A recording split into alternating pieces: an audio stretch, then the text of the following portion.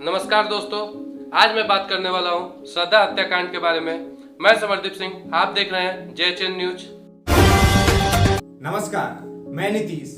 मैं आपको रूबरू कराने वाला हूं एक ऐसी दिल दहला देने वाली घटना से जो आपकी रूह को कंपा देगी। चेहरे पर मुस्कान, बेपरवाह अंदाज, अपनी साथी से बेपनाह मोहब्बत करने वाली एक ऐसी लड़की जो बिना हिचकिचाए अपनी मोहब्बत पाने के लिए घर के दहलीज को पार कर गई। वो श्रद्धा जो मोहब्बत पाने के लिए सब कुछ कुर्बान कर दी, जिसने आफ्ताब को दिल देकर जीने मरने की कस्में खाई। लेकिन प्यार भरी इस कहानी में फरेब, मक्कारी और हैवानियत का एक ऐसा फलसफा छुपा था जिसके बारे में किसी ने सोचा नहीं होगा। मुंबई में रहने वाली श्रद्धा का दिल्ली में बेरहमी से कत्ल कर दिया गया। पुलिस का दावा है कि श्रद्धा को उसी के लिविंग पार्टनर आफ्ताब ने मार डाला। गला दबाकर हत्या करने के बाद आफ्ताब ने श्रद्धा के शरीर के 35 अलग अलग टुकड़े किए। किसी को शक ना हो इसलिए मोहाली के घने जंगलों में 18 दिनों तक सबके टुकड़े को फेंकता रहा आफ्ताब। गौर करने वाली बात यह है कि 6 महीने पहले हुए इस हत्याकांड का खुलासा अब हुआ। बात बीते दिनों की है जब आफ्ताब और श्रद्धा एक साथ मुंबई में एक कॉल सेंटर में काम किया करते थी। उनके बाद इन दोनों में प्यार हुआ और जब श्रद्धा ने अपने घर वालों को प्यार के बारे में बताया तो घर वालों ने इसका विरोध किया। पूरी बात यह थी कि श्रद्धा और आफ्ताब एक साथ लिविंग रिलेशनशिप में आना चाहती थी, लेकिन परिवार वालों के मना करने के बाद आफ्ताब और श्रद्धा मुंबई से भागकर दिल्ली चली गई। सूत्रों से पता चला है कि दिल्ली में आफ्ताब काम किया करता था। दिल्ली आने के बाद उन दोनों में विवाद शुरू हो गया।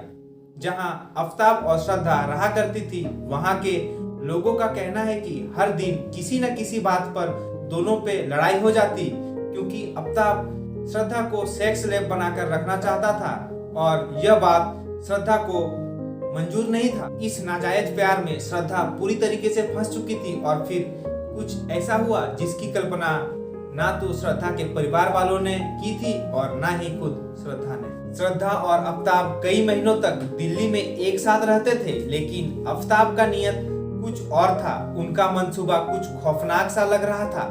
पड़ोसियों का कहना है कि आफ्ताब का व्यवहार कुछ अलग सा था। ना वो किसी से कुछ कहता, ना किसी से मिलता और ना ही किसी से पूछता था। पुलिस का कहना है कि उनके बीच झगड़ा हुआ और आफ्ताब का मंसूबा पूरा करने का वक्त आ गया था। तारीख 14 नवंबर दिल्ली में आफ्ताब ने गला दाबकर श्रद्धा का हत्या कर दिया। दिल्ली पुलिस का माने तो आफ्ताब एक शातिर कातिल है। इनमें कई ऐसे अनसुलझे रहस्य छिपे हुए हैं जिनसे पर्दा उठना अभी बाकी है।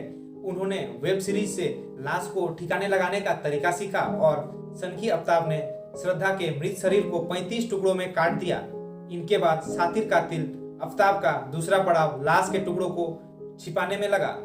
उसने रोज रात 2 बजे कुछ टुकड़ों को लेकर जंगल में फेंक दिया करता। इसी प्रकार वक्त बीतता गया और वह लाश के टुकड़े को 18 दिनों तक महरौली के घने जंगलों में जगह जगह फेंकता रहा।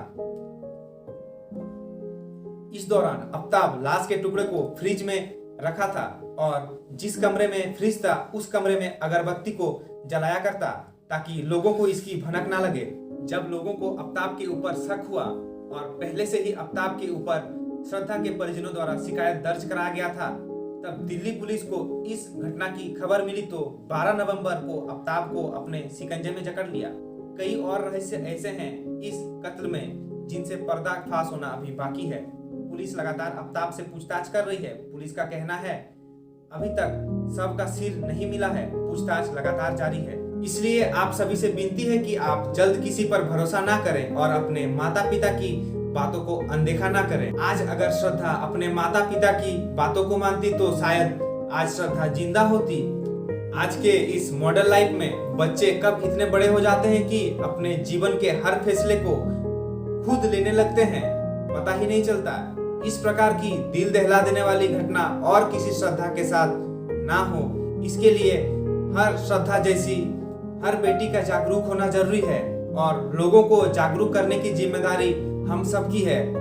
मैं नीतीश एक बार फिर आप सभी को जागरूक तथा इस प्रकार के हैवानों से सावधान रहने की विनती करता हूँ। जितना हो सके आप इस वीडियो को शेयर करें। जय हिंद, जय भारत।